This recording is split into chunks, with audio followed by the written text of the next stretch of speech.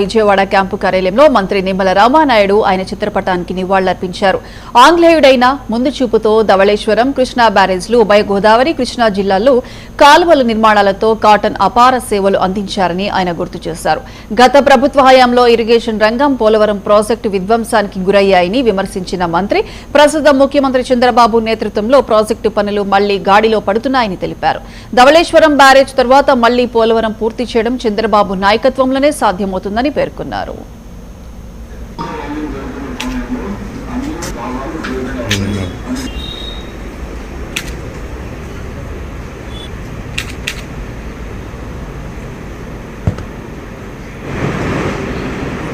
Sanatan cotton జయంతిని ఈరోజు మన ఇరిగేషన్ క్యాంప్ కార్యాలయంలో ఘనంగా నిర్వహించుకోవడం చాలా సంతోషం. ఎందుకంటే మనందరికీ తెలుసు, ఈరోజు గోదావరి జిల్లాలు పచ్చగా ఉండి 2 పూట్ల అన్నం తినగలుగుతున్నామని అంటే అది కాటన్ మహాశయుడు యొక్క పుణ్యం.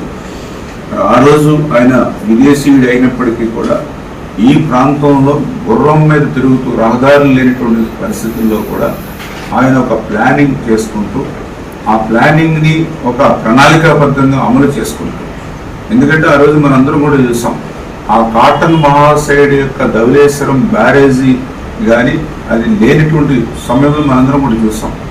ఆ రోజు ఏ విధమైనటువంటి ఆహారం లేనటువంటి స్థితిలో దుంపలు, అలగదుంపలు, తాటికాయలు, తేగలు, ఒక్కొక్కసారి ఇవి కూడా లభ్యం కాకపోతే బంక మట్టిలో పెరుగు కలుపుకుని తిన్నటువంటి రోజులు కూడా ఉన్నాయని పూర్వీకులు చెప్పినటువంటి పరిస్థితి.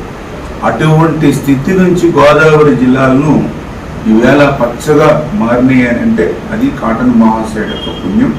అందుకే ఈరోజు ఆ కాటన్ మహాశయుడు విగ్రహాలు ఈరోజు ఈ గోదావరి పరివాహక ప్రాంతంలో ఏ మారుమూల గ్రామానికి వెళ్ళినా ఆయన మనకి సనాతన్ కాటన్ జయంతిని ఈరోజు మన ఇరిగేషన్ క్యాంప్ కార్యాలయంలో ఘనంగా నిర్వహించుకోవడం